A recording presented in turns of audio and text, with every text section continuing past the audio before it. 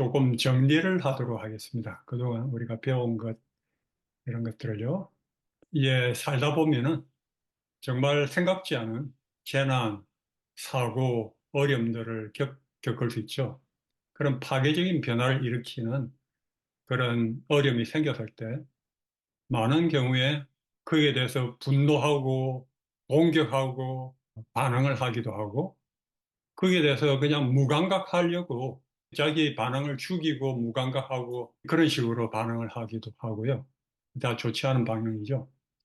뭐 혼란스러운 어떻게 해야 될지 모르는 그런 혼란 가운데 있고 또 그런 가운데 있으면은 그것이 그 어려움으로 말미암은 희생자가 되도록 그렇게 만들게 되는 거죠.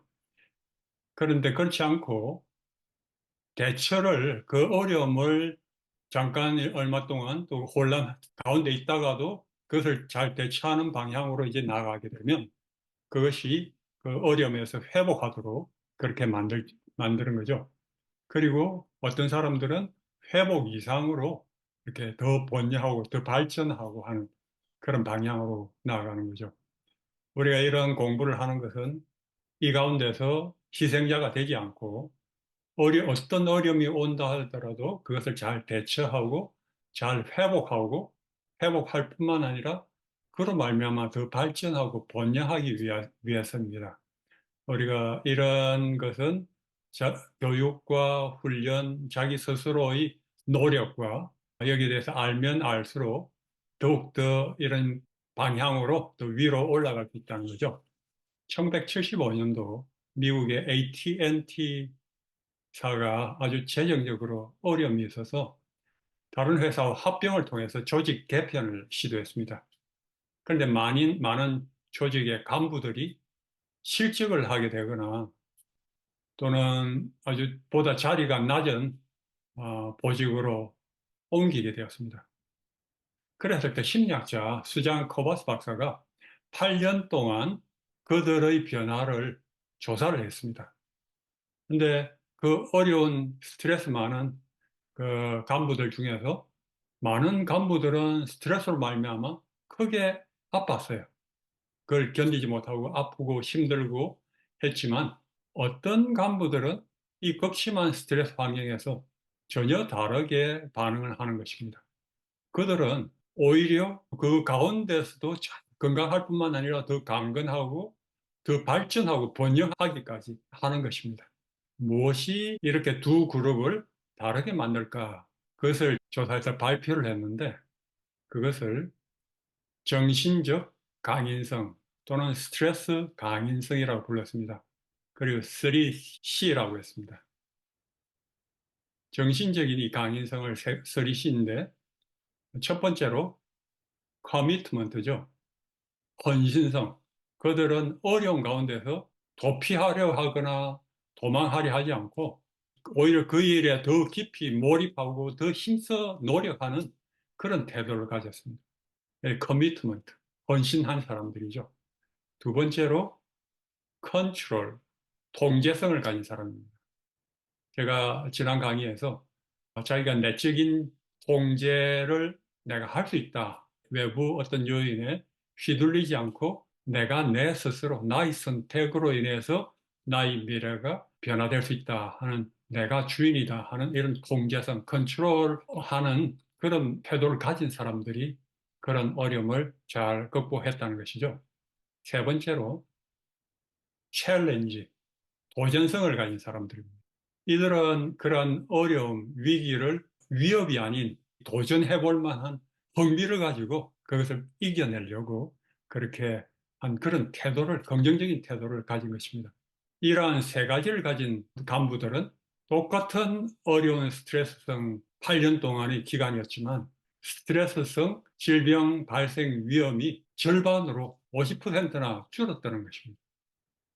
그러니까 똑같은 어려움이 온다 할지라도 어떤 사람들은 아주 심하게 질병에 걸리고 고통을 많이 겪고 떨어지고 하지만 어떤 사람들은 뭐 건강을 잘 유지하고 더 강건하고 더 발전할 수 있다는 거죠. 그래서 우리가 지금 이런 공부하는 것은 이런 3C를 우리가 스스로 잘 갖출 수 있도록 그래서 여러분들에게 어떤 어려움이 온다 할지라도 이 강의의 전체 프로그램의 목표는 그것입니다. 우리가 살아가는 이 삶에 어떤 것이 다가올지 모르지 않습니까? 어떤 어려움이라도 올 수 있는 그런 세상이고 위험한 세상이죠. 그렇지만 어떤 것이 온다 할지라도 그것을 넉넉히 극복하고 이겨낼 수 있는 어떤 어려움 가운데서도 평안할 수 있는 오히려 감사할 수 있는 오히려 기뻐할 수 있는 그런 강인성 그런 역량을 태도를 가질 수 있기 위함인 것입니다. 많이 알려진 로버트 공학자죠. UCLA 데니스 퐁 교수는 이렇게 말합니다. 삶의 시련이 우리에게 다가올 때 용감한 자는 더욱 강해지고 현명한 자는 더 지혜로워지고 약한 자는 쉽게 포기하고 어리석은 자는 남을 탓한다. 네, 똑같은 삶의 시련이 다가와도 그들이 보는 것에 따라서 완전히 180도로 이렇게 다르게 반응을 한다는 거죠. 보왕산매경이란 중국 명나라 때 묘엽이라는 스님의 설법이 있는데요. 많이 알려졌는데 거기에 이런 말이 있습니다. 몸에 병 얻기를 바라지 말라. 병이 없으면 탐욕이 생기기 쉽나니 그래서 성인이 말씀하시되 병고로서 양약을 삼으라 하셨느니라. 예, 병이 없다고 좋은 것이 아니고 그건 탐욕을 만들기 쉽기 때문에 병고, 고통으로서 양약, 그러니까 좋게 여기라는 거죠. 세상살이에 곤란함이 없기를 바라지 말라. 곤란이 없으면 업신여기는 마음과 사치한 마음이 생기나니 그래서 성인이 말씀하시되 근심과 곤란으로서 세상을 살아가라 하셨느니라. 아무 문제 없고, 이렇게 잘 자라고, 뭐, 그렇게, 그런 아이들은 뭐, 교만하고 업신여기고 굉장히 문제가 많죠. 그렇게 되기 쉽습니다. 그래서 근심과 곤란, 이것으로 세상을 살아가라. 10가지 이제 보항산매경이 있는데, 그 모두가 이러한 우리 삶의 어려움을 오히려 좋게 보고, 그렇게 그런 태도로 받아들이라 하는 그런 글들입니다. 네. 사람을 강하게 해주는 것은 장애물이다. 사람을 도덕적으로 늠름한 사람이 되도록 해주는 것은 도움이 아니라 역경과 투쟁과 좌절이다. 예. 화의 교회 증언 495조. 사람을 강하게 해주고 넘넘하게 해주는 것은 도와주는 것이 아니고 역경, 투쟁, 좌절 이런 어려움이 오히려 사람을 그렇게 큰 사람, 강한 사람으로 만든다는 거죠. 예. 역경이 없으면 이를 극복하는 창조력, 문제 해결 능력은 배양될 수가 없다. 폴 트루니에. 정신의학자 폴 투니에 이런 글들을 보면 역경이 없다면 우리가 얻을 수 없는 그러한 고귀한 것들이 굉장히 많습니다. 그래서 우리가 역경을 만나면, 역경을 바라보면, 경험하게 될 때 그 가운데서 좋은 것을 우리가 바라보도록 우리가 우리 자신을 습관화하고 훈련시키는 것이 목적입니다. 화복의복이란 말이 있습니다. 노자 도덕경 58장에 나오는데 화는 복의 옆에 기대어 있고 복은 화 속에 엎드려 있다 하는 뜻입니다. 그래서 화나 복이 서로 기대고 엎드린다는 뜻으로 화 가운데 복이 있고 복 가운데 이제 화가 있어서 화와 복은 항상 돌고 도는 것이라고 그래서 방금 읽었었던 그 내용하고 똑같습니다. 우리가 그걸 분리할 수가 없다는 거죠. 비관주의자는 기회 있을 때마다 난관과 어려움을 먼저 본다. 반면 낙관주의자는 난관에 부딪힐 때마다 기회를 본다. 최고의 낙관주의자는 심지어 그 상황을 즐기기까지 한다. 옌스 바이드너의 지적인 낙관주의자였어. 우리는 똑같은 문제 있을 때 보는 것에 따라서 보는 것은 제가 말씀드린 것처럼 자기가 먼저 보고자 하는 대로 보는 것입니다. 자기의 미리 이제 심리학자들이 말한 것처럼 보이는 것을 우리가 모든 것을 정보를 다 받아들이는 것이 아니고 우리가 보고자 하는 굉장히 많은 정보가 우리에게 들어옵니다. 그런데 그중에서 내게 필요한 것, 내가 관심 있는 것, 그것이 우리에게 보이도록 만들게 우리가 되어 있기 때문에 우리 뇌에서 우리가 무엇을 보고자 하는가, 그것이 미리 그것을 정하고 그런 시야를 가지는 것이 중요합니다. 그래서 우리가 최고의 낙관주의자가 되어서 어떤 상황에서도 그 어려운 상황을 오히려 즐기기까지도 할 수 있도록 하는 것이 우리의 목표입니다. 고난은 종종 평범한 사람들을 비범한 운명으로 준비시킨다. C.S. 루이스. 고난으로 말미암아 평범한 사람들이 비범한 운명으로 이제 준비가 되는 거죠. 그래서 우리가 여기에도 보면은 맹자 고자편에 이런 말이 있습니다. 하늘이 정이 큰 임무를 사람에게 내리려 할 때에는 반드시 먼저 그 심지를 괴롭히고 그 근고를 고되게 하며 그 배를 줄이게 하고 그 몸을 궁하게 하며 그 하는 일을 방해하느니라. 그래서 도스토옙스키도 이와 같은 말을 했습니다. 유산. 어떤 굉장히 큰 어려움이 오고 그런 것을 겪게 되면은 자신이 큰 인물로 준비되는 과정으로 생각하라. 그런 말도 했습니다. 도스토옙스키가.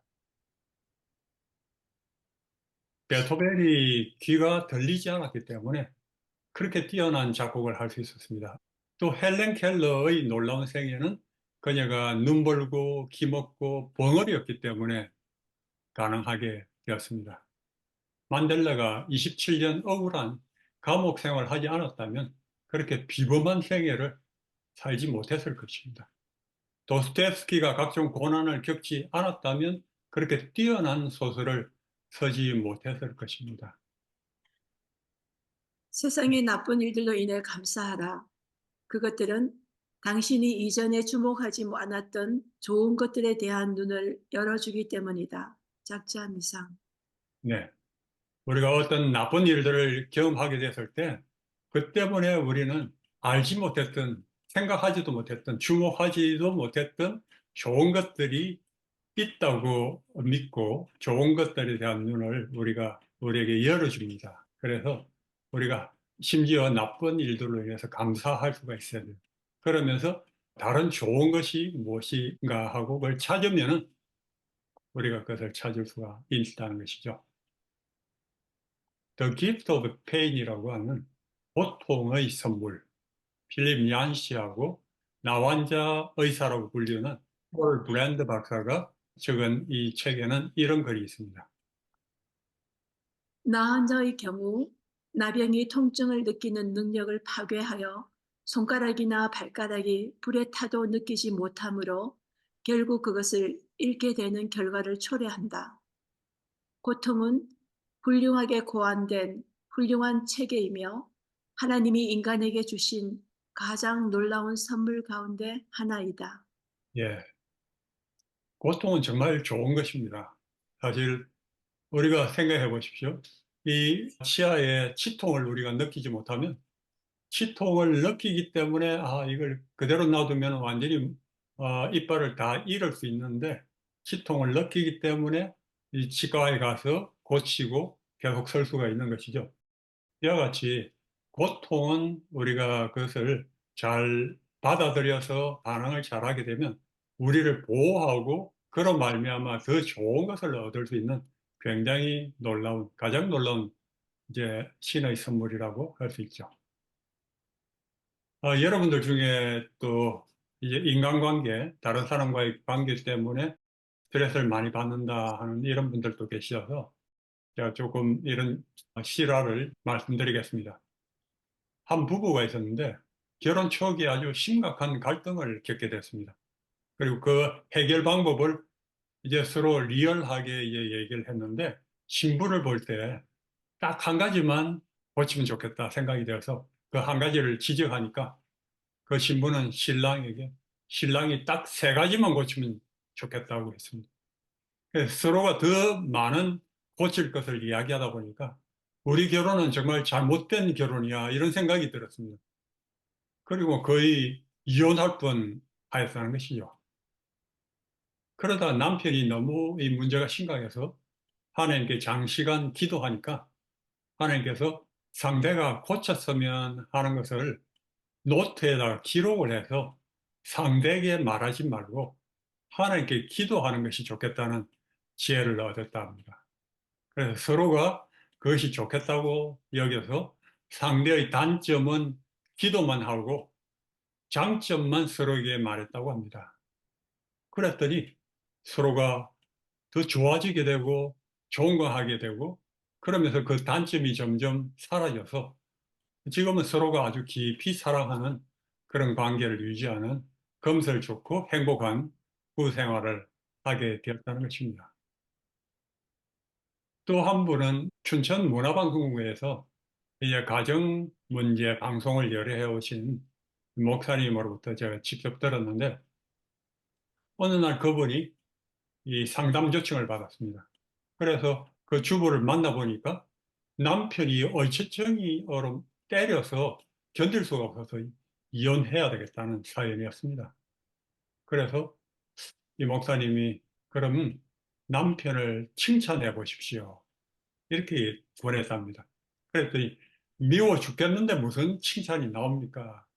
할 때. 그래도 옛날 연애하고 결혼하던 시절에 좋아하던 적이 있지 않습니까? 남편이 잘하는 것이 있지 않아요. 옷을 단정히 입는다든지, 구두가 깨끗하다든지, 넥타이를 바르게 매는 일 등 무엇이든 칭찬거리를 찾으라고. 그랬더니 그 부인은 다시 미워 죽겠는데 무슨 칭찬입니까? 하고 반문했대요. 그래도 꾹 참고 한 달만 해보라고 했답니다. 그랬더니 아내가 이제 억지로 했습니다. 그랬더니 갑자기 달라진 아내 모습에 처음에는 의심하던 남편이 칭찬이 계속 지속되고 진지한 아내의 태도에 감동이 되어서 마음이 변했습니다. 자기가 정말로 아내를 잘못 봤구나 하면서 서서히 태도가 바뀌어서 아내를 사랑하고 이해하고 아내도 남편에 대한 정오가 애정으로 변했습니다. 몇 달이 지난 이후에 그 부인이 떡을 해가지고 목사님을 방문했습니다. 그래서 남편과의 관계가 궁금해서 부인에게 물으니까 정말 달라진 얼굴로 남편은 많이 변했고 지금은 자기를 정말 사랑한다고 그랬습니다. 그래서 이 목사님이 부인에게 이제 이혼하십시오. 처음 만났을 때 이혼으로 복수하겠다고 하셨으니까요. 그렇게 얘기를 하셨어요. 그랬더니 부인이 이젠 제가 하기 싫어졌어요. 이렇게 대답을 하였답니다. 여러분, 어려움이 있었을 때, 생길 때, 이렇게 사람과의 관계에 있어서도 스트레스를 받을 때 좋은 것에 초점을 맞추는 것이 좋습니다. 그렇게 우리가 좋은 것에 초점 맞추고 나쁜 것은 또 기도하고 이렇게 우리가 좋은 것에 초점 맞추고 사랑하기에도 인생이 짧습니다, 사실은. 그래서 오늘 이 내용은 이제 책에 넘어보고 기뻐하라 책 4장 시련과 바라보기에 있는 그런 내용인데요. 시련을 긍정적으로 또 기회로 바라보고 특별히 그 가운데서 의미와 목표를 찾고 보상을 바라보는 것입니다. 그것이 어떻게 변화시키는지 거기에 대해서 좀 말씀을 드립니다. 이제 전쟁에서 병사들이 굉장히 처참한 부상을, 심각한 부상을 겪고 있는 병사들이 고통을 불평하지 않는 그런 현상들이 발견됩니다. 보통 같으면은 정말 비명 지르고 정말 못 견뎌 할 그러한 고통인데도 병사들이 그걸 잘 견디고 비명 지르지 않고 불평하지 않습니다. 왜 그럴까요? 그들은 이제 죽지 않고 집으로 돌아갈 수 있기 때문인 것입니다. 그것이 다른 것입니다. 보통 때하고 더 악한, 더 나쁜 일을 겪지 않고 이제는 좋은 일이 남아있다. 이런 것을 느끼게 될 때 사람들은 그것을 잘 감내하고 이기고 잘 극복을 하게 되는 것이죠. 아우슈비츠 수용소 제가 말씀드렸죠. 한 약 30명 중 한 명만 살아남는 이 최악의 조건인데 여기서 빅터 프랭클은 이 최악의 조건에서 어떤 사람들이 여기서 살아남는가 그것을 정신과 의사로서 같은 여기서 유대인으로서 이 안에 갇혀 있지만 조용히 아주 적은 종이에다가 메모를 하면서 관찰을 했습니다. 만일 자기가 살아남으면 그것을 어떤 사람이 아우슈비츠 수용소를 살아남더라 하는 것을 사람들에게 알리기 위해서 그렇게 하는데 그런 이 경험을 가지고 Man's Search for Meaning 해서 의미를 찾는 사람들의 추구라고 할 수 있죠. 이 책을 펴냈는데 이 책이 아주 유명하죠. 그 미국인들이 가장 좋아하는 사랑하는 책 10권 중에 한 권이죠. 근데 한국말로도 번역되고 수십 개국 언어로 이제 번역된 책인데요. 저도 여러 번 한글과 영어로 이제 읽어봤습니다. 굉장히 좋은 책입니다. 저는 대학 도서관에서 50센트짜리 이 문고판이 있어서 그걸 50센트 주고 샀는데 이 책이 그렇게 좋은 책인지 몰랐습니다. 그런데 굉장히 좋아서 여러 차례 읽었는데요. 이 책에는 이런 말이 나옵니다. 사람에게는 어떤 상황에서도 자신의 태도를 선택할 자유가 있다. 어떤 상황. 심지어 이렇게 아우슈비츠 같은 이 상황에서도 자기의 태도를 선택할 자유가 있다는 것입니다. 그 상황에서 어떤 사람들은 다른 사람들의 음식이 부족한 거기에서 다른 사람의 음식을 훔쳐 먹고 자식도 아버지를 죽어도 모른 채 하고 야수같이 이제 변하는 그런 상황에서 어떤 사람들은 소수지만 다른 사람들 위해서 자기의 마지막 음식을 넘겨주기도 하고 가족이 있는 다른 사람이 죽는 대신에 자신이 대신 죽는다든지 사람들이 완전히 다르게 반응하는 것을 볼 수가 있습니다. 울며 저주하면서 들어가는 가스실에 기도하고 조용히 찬양하면서 들어가는 사람들도 있고 우리는 어떤 상황에서 자신이 선택을 할 수 있다는 것이죠. 이 빅토르 프랭클은 거의 로고 세라피, 의미 치유에서 의미는 세 가지 방법으로 발견될 수 있다고 그랬습니다. 예, 첫째, 창조적인 일 한다든지 어떤 일을 행함으로 인해서 의미를 찾고요. 두 번째는 어떤 것을 경험하면서 여행을 하면서 어떤 사람을 만남으로 의미를 찾고요. 세 번째는 피할 수 없는 고난에 대한 우리 태도로 우리가 그 상황이나 환경을 변화시킬 수 없어도 그 상황에 대한 태도를 선택을 할 수 있다는 것입니다. 이것이 종종 의미를 발견할 수 있는 자기 초월적인 방법이라는 것이죠. 그래서 사람의 가장 큰 성취는 성공이 아니라 변화시킬 수 없는 공경을 큰 용기를 가지고 직면하는 것.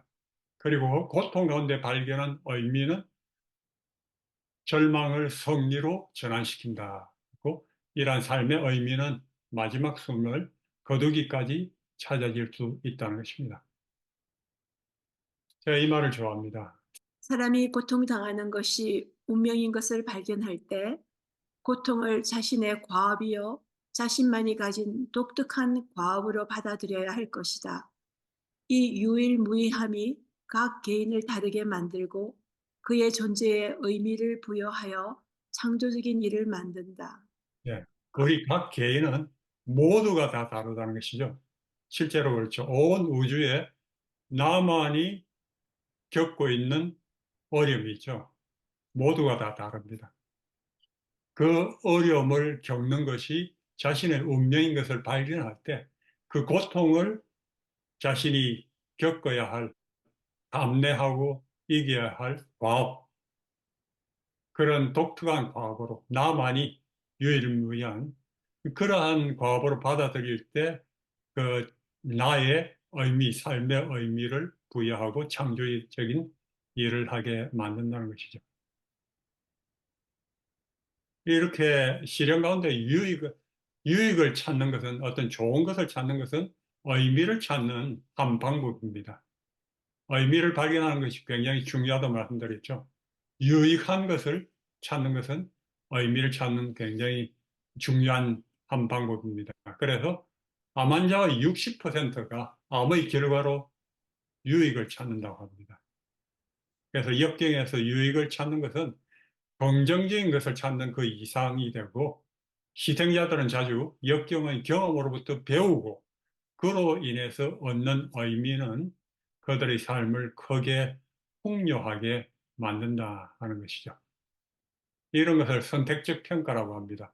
유익한 것을 찾는 것은 선택적 평가로서 상황의 유익한 점들에 초점을 맞춤으로 말미암아 희생자가 되는 것을 최소화하는 그러한 일이 된다는 것이죠. 나쁜 것을 보지 않고 선택적으로 유익한 것, 좋은 것을 바라보는 것입니다. 그러므로 인해서 희생자가 되는 대신에 오히려 승리자가 될 수가 있는 것이죠. 미국인 아이리스 볼턴이란 가족 상담센터 상담실장이었어요, 이 사람은. 그런데 이 사람이 아주 큰 비극을 경험하게 되었습니다. 음악을 하던 20살 된 아들이 자살을 한 것입니다. 1977년도에 자살했을 때 아주 감정적으로 깊은 낭떠러지로 떨어졌습니다. 그건 자신의 사랑하던 20살 아들이 자살한 그것은 거기서 올라오기 위해서 싸우는 일이 자신의 생애에서 가장 힘든 시름이었다고 합니다. 그녀는 슬픔과 죄책감과 싸워야 할 뿐만 아니라 사회적으로 사람들의 비웃음, 실패한 엄마, 믿을 수 없는 상담자, 가족 상담센터 상담실장이었는데 아들이 죽어버리니까, 자살하니까 믿을 수 없는 상담자라는 오명과도 싸워야 했습니다. 이 아들이 자살한 직후에 아주 절친한 친구인 정신과 의사가 찾아와서 그녀에게 이렇게 말을 해 주었습니다. 당신 아들의 죽음에는 당신을 위한 선물이 담겨 있어요. 이 괴로운 순간에는 믿을 수 없겠지만 그것은 참되며 당신이 그것을 찾기 원한다면 당신의 것이 될 것입니다. 그 선물은 당신에게 뛰어오거나 밀려오지 않을 것입니다. 당신 스스로 그것을 찾아야 합니다. 시간이 지남에 따라 당신과 다른 사람들을 도울 수 있는 예측치 못한 기회들이 아들로 인해 온 것임에 대해 놀라게 될 것입니다. 오늘 당신은 아들을 비난할 겁니다. 그건 자연스럽습니다. 그렇지만 언젠가 그의 선물을 인정하게 될 것으로 믿습니다. 네, 정말 믿을 수 없는 말을 한 거죠. 당신 아들이 죽으면 당신을 위한 선물이 있습니다. 만일 당신이 그것을 찾기 원한다면 당신의 것이 될 수 있습니다. 좋은 것을 당신이 스스로 찾아야 합니다. 그러면서 이런 말을 했었는데, 이 볼턴은 자신의 그 어려운 상처를 딛고 일어나서 1983년도에 내 아들아, 죽음, 상실, 자살 후 치유를 위한 가이드라는 책을 펴냈습니다.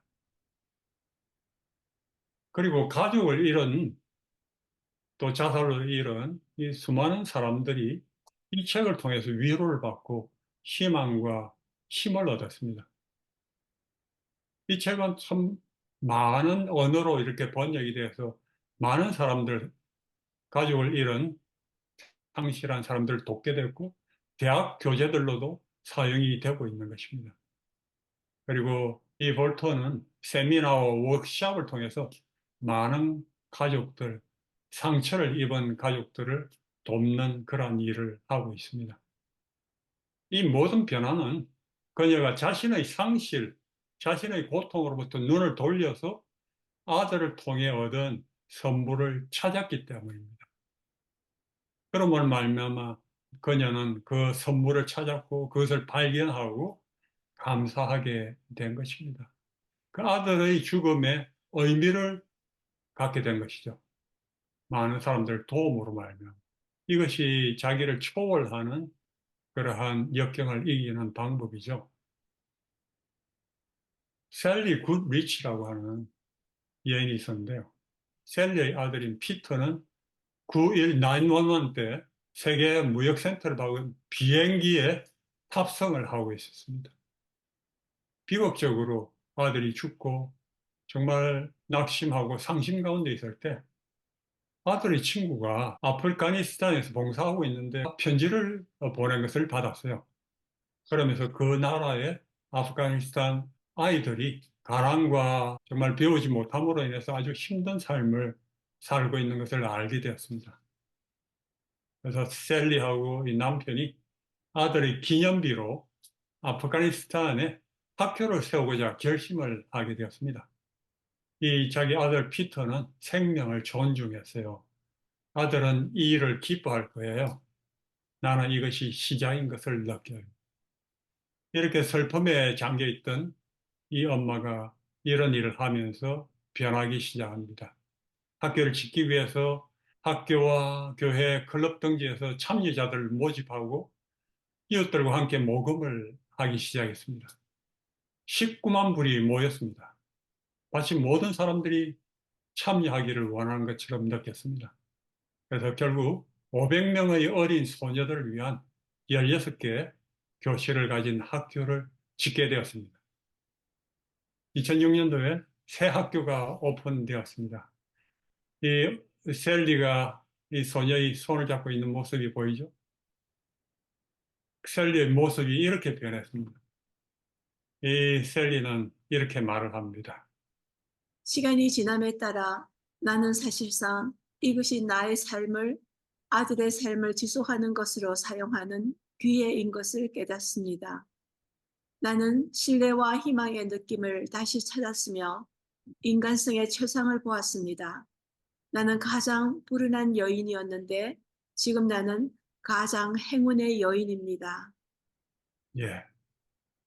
전쟁과 폭력의 위험에도 불구하고 셀리는 계속 이런 사업을 하면서 가장 불운한 여인으로부터 가장 행운의 여인으로 변모해 갔습니다. 다른 사람을 돕고 살리는 것이 사실은 우리가 하나이기 때문에 자신에게 복된 일이고 자신을 치유하는 일이 되는 것이죠. 이 사람은 제가 처음으로 강의에 제가 소개하는 것인데요. 카레스턴 코넌이라는 여인이 있는데 여기 이 기사에는 제목이 누군가 카레스턴 코넌의 미래를 도둑질해 갔다. She took it back. 그녀가 그 미래를 다시 돌렸다. 자기에게 돌려받았다. 그런 제목이죠. 이 코넌이 2017년도에 뉴저지에 있는 몬클레어 고등학교에서 학생들을 대상으로 이제 연설을 하게 되었는데 자랑스러운 졸업생 상을 딱 받기 위해서 모교를 다시 찾아서 이 학생들에게 이야기를 하는 것입니다. 연설을 하면서 여러분들에게 나쁜 일이 일어날 것입니다. 여러분 중 일부는 이미 그런 일을 겪었거나 지금 겪고 있을 수도 있습니다. 우리에게 일어난 일을 완전히 통제할 수는 없지만 우리가 통제할 수 있는 것은 우리가 어떻게 대응할 것인지 선택하는 것입니다. 그리고 우리가 무엇을 선택하느냐에 따라서 모든 것이 달라집니다. 그렇게 말을 하면서 자신의 경험을 얘기했는데 코넌에게 그런 일은 수십 년 전에 일어났습니다. 1991년도에 이 젊은 시절 꿈을 이루기 위해서 평화봉사단에 합류했고 세계에서 가장 어렵게 사는 니제르에서 근무하는 것을 국제개발 분야에서 경력을 쌓기 위한 발판으로 생각하고 거기 가서 평화봉사단으로 이제 일을 하기 위해서 갔었죠. 인턴십을 하고 봉사하고 그러면서 점점 자신의 미래를 발전시키려고 그렇게 갔습니다. 그런데 불과 몇 달 후에 평화봉사단 일을 그만두고 그 모든 계획을 포기하고 자살 충동을 느끼고 올라가던 이 코넨이 완전히 밑바닥으로 떨어지게 되는데요. 그것은 그곳 봉사단 그 나라에 갔을 때 일어난 것입니다. 어두운 터널에 가서 다른 여청년하고 같이 있을 때 습격을 받은 것입니다. 몇 명의 남성이 와서 성폭력을 가했고 그로 말미암아 정말 견딜 수 없는 상황에 우울증으로 그렇게 고통을 받게 되었습니다. 그러면서 너무나 힘든 어려운 그래서 벗어날 수 없는 그런 터널 어두운 가운데서 지내면서 그 트라우마를 짓지 못하고 미래를 완전히 잃어버린 것입니다. 의사가 그녀를 상담하고 하면서 의사가 말하기를 범인들은 그녀에게서 미래를 빼앗아갔다. 그런 얘기를 한 것입니다. 그러면서 마음에 그 안 좋았던 기억을 계속 재생하고 그랬는데 코넨의 어머니 친구가 저녁 식사에 초대를 했습니다. 식사를 같이 하면서 자신이 이 어머니 친구가 고등학교 때 이 성폭력을 당했고 그로 말미암아 임신을 했다고 경험을 얘기하면서 그녀 역시 너무나 그로 말미암아 공포와 어두운 시간들 그런 것을 많이 겪으면서 일부러 차를 나무에 부딪혀서 아기를 유산시켰습니다. 근데 그 얘기를 아무에게도 하지 않았는데 남편 외에는 이제 이 코넨을 위해서 얘기를 하는 것입니다. 이 코넨이 자신과 같은 어두운 생애를 살지 않기를 바라서 이런 얘기를 하는 것입니다. 그 얘기를 해주고 나니까 이 코넨이 치료사하고 첫 번째 약속을 잡게 되었습니다. 그러면서 이제 외상 후 스트레스 장애를 가지게 된 이 코넨하고 얘기를 하면서 코넨이 이제 치유 회복에 대한 그런 과정을 이제 겪게 되는데 그러면서 여러 성폭행 또 트라우마, 외상 후 스트레스 장애 이런 책들을 계속 읽기 시작했습니다. 그리고 자기 아버지도 베트남 전쟁으로 말미암아 트라우마 있었던 것. 그리고 할아버지도 2차 세계대전으로 말미암아 전쟁으로 트라우마 있었던 이런 것들을 알게 되고 많이 이제 연구를 하면서 올해는 점점 트라우마를 가진 사람들을 치유하는 데 대한 관심을 갖게 되고 자신이 그 사람들을 도와야 되겠다는 그런 마음을 가지게 되고 그러면서 계속 공부를 그쪽으로 열심히 하면서 그런 트라우마 장애를 치유하는 데 있어서 굉장히 앞서가는 학자가 되었습니다. 하버드 대학 교수가 되었어요. 그러면서 어느 날 ABC 방송이 20에서 6명의 여성이 자신하고 놀랍게 비슷한 평화봉사단으로서 그런 성폭력으로 말미암아 고통당하고 있는 얘기를 이야기하는 것을 들었습니다. 20년이나 지났는데 상황이 똑같은 것을 알게 되고 그러면서 자신이 그런 트라우마에 대해서 얘기를 하고 가르쳐주고 하면서도 자신의 경험은 한 번도 얘기를 하지 않았는데 그때부터 이야기하기 시작했습니다. 자신의 경험을 얘기하고 그러면서 그 평화봉사단이 변해야 한다는 것, 어떤 문제가 있어야 하는 그런 것에 대해서 사람들에게 방송에서 얘기하고 소리를 내었을 때 점점 사람들이 관심을 많이 갖게 되고 미국 의회에서 평화봉사단 안전에 대한 청문회를 열었습니다.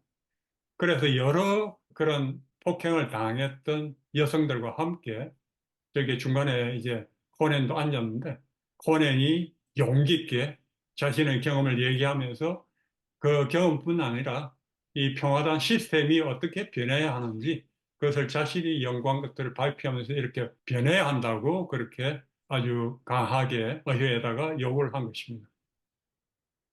그 결과 몇 달 후에 이 오바마 대통령은 평화봉사단 자원봉사자 보호법을 만들어서 그것에 서명을 했습니다. 그리고 여기에는 이 코넬이 이제 맨 오른쪽에 초청받아서 여러 사람이 같이 가서 그런 기념식을 했는데 그녀는 이러한 모든 일을 하고 CNN 인터뷰를 하고 돌아오면서 자신의 무거운 짐을 내려놓은 듯한 기분을 느꼈다고 합니다. 더 이상 자신이 가식적인 척할 필요가 없었답니다. 제게 일어난 최악의 일이 모든 사람들이 볼 수 있는 곳에 공개되었습니다. 하지만 저는 괜찮았어요. 정말 괜찮았죠. 기분이 나아졌죠. 그렇게 얘기를 했습니다. 이와 같이 여러분, 어떤 어려움이라 할지라도 우리가 그것을 가지고 좋은 방식으로 사용할 수 있는 방법이 있습니다. 길이 있습니다. 치유될 수 있는. 제가 수많은 어려움을 겪고 역경을 겪고 한 사람들 중에서 몇 사람만 여러분들에게 오늘 소개했는데 굉장히 많은 사람들이 있지만 꼭 여러분들도 그런 면으로 찾아보시길 바랍니다. 우리가 그런 쪽으로 관심을 가지고 찾고 또 다른 사람들 돕고 하다 보면 우리가 점점 더 그러한 방향으로 변해갈 수 있습니다. 이제 시간이 되었기 때문에 정신과 의사 엘리베스 퀴블로스 박사가 말을 한 가장 아름다운 사람들이란 글을 소개하고 마무리 짓고자 합니다. 가장 아름다운 사람들이란 실패를 알고 고통을 겪고 투쟁을 알고 상실을 경험하며 깊은 구덩이로부터 나오는 자신들의 길을 발견한 이들이다. 그들은 동정심과 따뜻함, 사랑과 배려로 가득한 곧 삶에 대한 이해와 감수성, 감사의 마음을 지니고 있다. 아름다운 사람들은 우연히 있는 것이 아니다. 최악의 상황에 직면할 때 우리는 더 많이 성장한다. 조건이 가장 나쁠 때 오히려 자신이 가진 최상의 것을 발견할 수 있다. 그 배움을 통해 행복하고 가치 있는 삶이 무엇인가를 깨닫게 된다. 그것은 완벽하지는 않지만 진정한 삶이다. 네. 우리가 고통 없이는 얻을 수 없는 고귀한 것들을 우리가 고통을 통해서 얻을 수 있습니다. 그리고 가장 아름다운 사람으로 변모해 갈 수가 있습니다. 우리가 계속 찾기를 바라고 또 그렇게 되고자 한다면 우리의 시야를 그쪽으로 주시하고 있다면 그런 사람으로 변화될 수가 있습니다. 이제 마지막으로 고통을 통한 유익 이 슬라이드만 보고 마무리하겠습니다. 10가지입니다. 1. 잘못을 고쳐 고통을 줄여준다. 2. 성장하게 만든다. 3. 강하게 만든다. 4. 회복 탄력성, 초월 탄력성을 얻는다. 5. 앞날에 준비되도록 한다. 6. 의미 있고 깊이 있는 삶으로 만든다. 7. 평안, 자유를 얻는다. 8. 사람들과 가까워진다. 9. 신과 가까워진다. 10. 영생을 얻는다. 네. 이제 이 슬라이드를 좀 마치겠습니다.